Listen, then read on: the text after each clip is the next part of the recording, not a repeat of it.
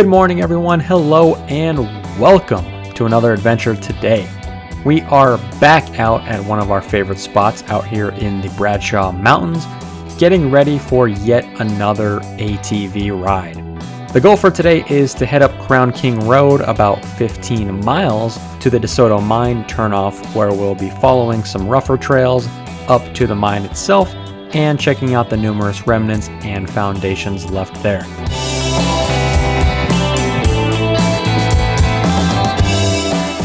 Right now we are just getting everything ready to roll. Me and my dad will be riding out today, as well as our friend Jim, who is on the green Honda Recon today.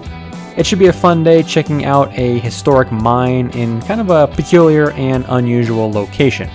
The first half of the trail will be fast moving until we turn off, then things will definitely get a little bit slower and a little bit rougher. So we're going to get going here on the trail, and we will update from a little ways down the trail once we turn off Crown King Road.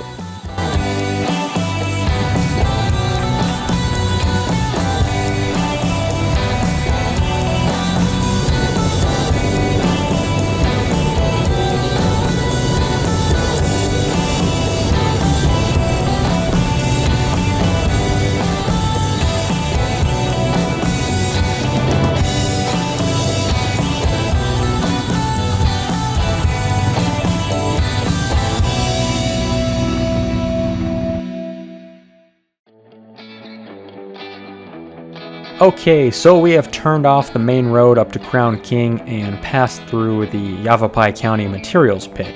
The trail is definitely getting rougher and significantly less traveled at this point.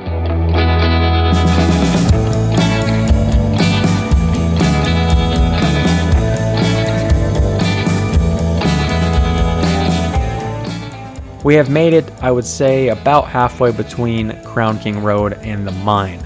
So we passed over some switchbacks, pretty steep and rocky switchbacks, and then we arrived at this gate. So we're going to proceed through the gate.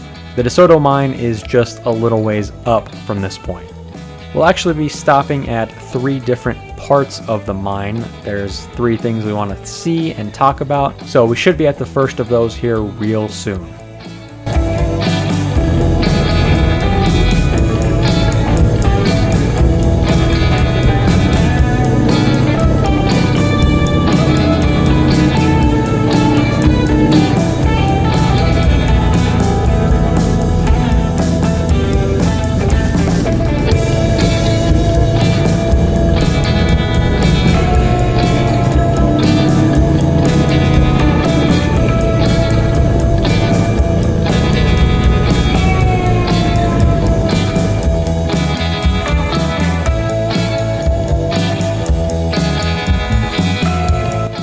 And this is the first of those 3 major stopping points here at the DeSoto mine.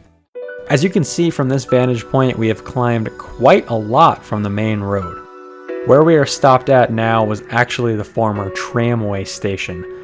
DeSoto mine is unique in the fact that most of the ore was hauled from the mine to the railroad via an aerial tramway.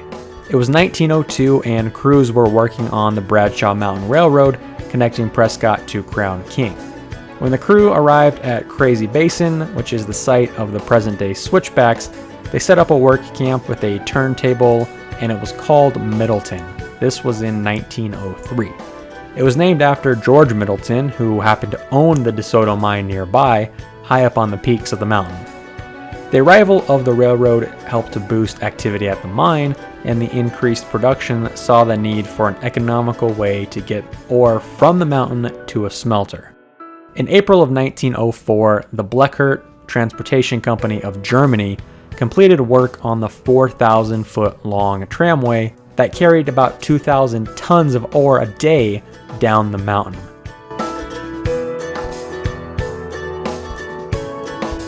The tramway was driven by weight and gravity of the load going down, and hence didn't need any external motors. Numerous gears, wooden tramway towers, and steel line remain at the tramway station here at DeSoto.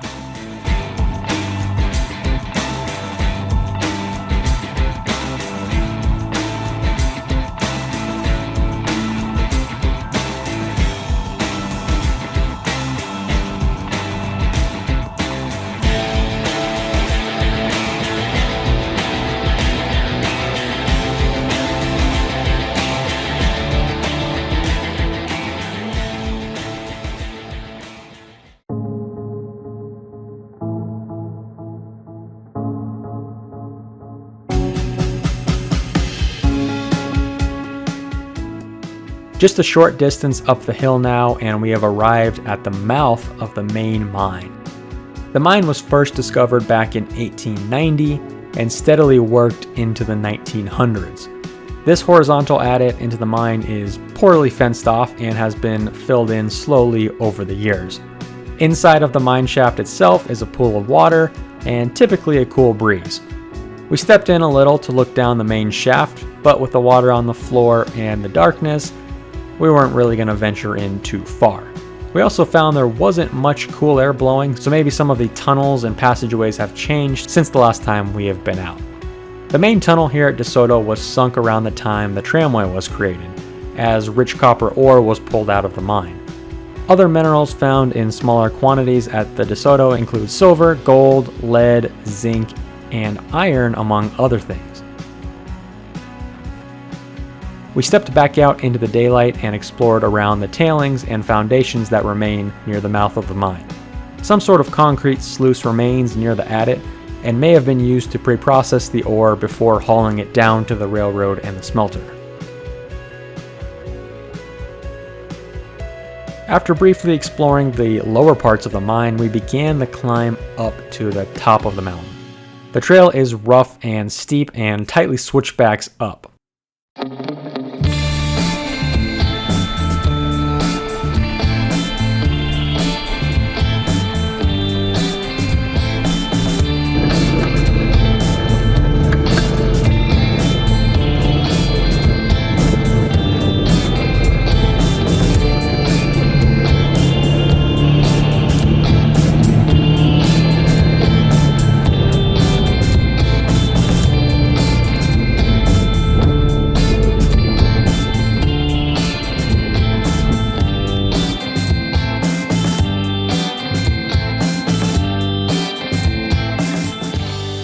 At the top of the mountain, you get an incredible view of the mine as well as the surrounding mountains. Crown King Road and the former site of Middleton can be seen far below in the distance.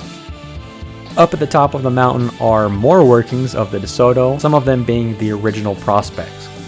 Many vertical shafts penetrate the mountain and connect with the lower levels of the mine.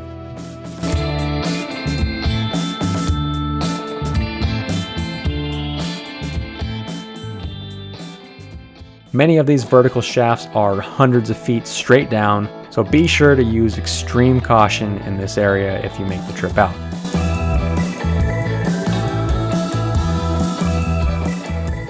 Rocks are susceptible to collapse and or shifting under weight, and with these large cavities, it really can be quite dangerous if you take a wrong step.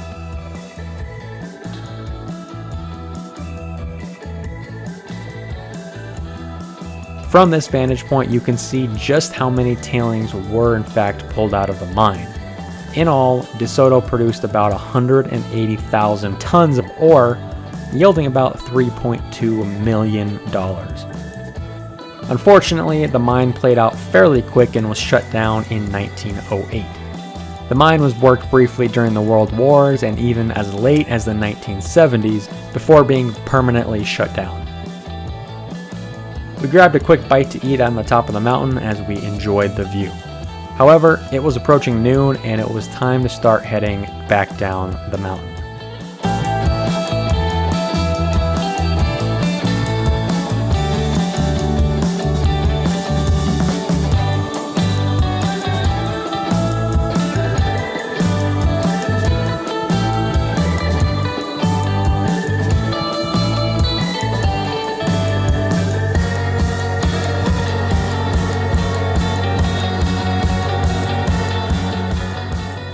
Be sure to tune in to the next video on our channel.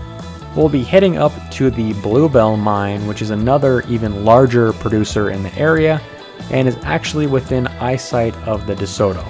We'll check out some of the workings and delve a little bit into the history of that particular mine next time in a kind of one-off explore video that I didn't really want to include in this video because I wanted to focus strictly on the DeSoto. So we're going to head back down the mountain now to the staging area and wrap up another successful ride.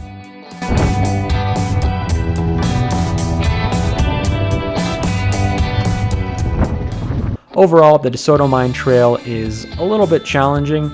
you're gonna definitely want high clearance and 4-wheel drive, and if you can, the shorter wheelbase the better, because some of the tight turns and some of the washouts can make it challenging for big, long, and wide vehicles. So ATVs are perfect, bikes are perfect to get up here, and shorter wheelbases will definitely get up to the mine. This is not a well-traveled trail, so make sure you let someone know you're going out here or travel with a group.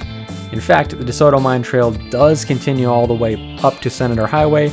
It is known as a pretty extreme 4x4 trail that a lot of hardcore wheelers get to do. So we have yet to do the whole trail, but being on ATVs, we just like going up to the mine and back. It makes for a fun day trip. So thanks for tuning in to this video, and we will see you next week from the Bluebell Mine.